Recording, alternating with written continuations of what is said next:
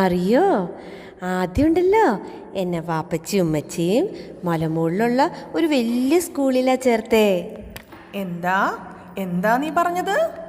അതെ, വാപ്പച്ചി ഉമ്മച്ചി ഉണ്ടല്ലോ എന്നെ ആദ്യം മലമുകളിലുള്ള ഒരു വലിയ കോട്ട സ്കൂളിലാണ് ചേർത്തേന്ന്. മലയടിവാരത്തുള്ള ഒരു പള്ളിക്കൂടത്തിലാണ് എന്നെ അച്ഛനും അമ്മയും ചേർത്തത്.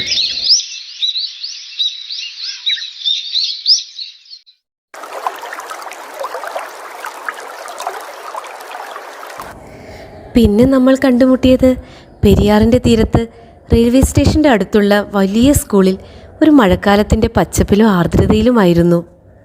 തീവണ്ടി എഞ്ചിൻ്റെ കൂവലുകളും കിതപ്പുകളുമുള്ള സ്കൂൾ പരിസരം, അവിടുന്ന് പല ദേശങ്ങളിലേക്ക് പായുന്ന ട്രെയിനിൻ്റെ അനൗൺസ്മെൻറ്റുകളും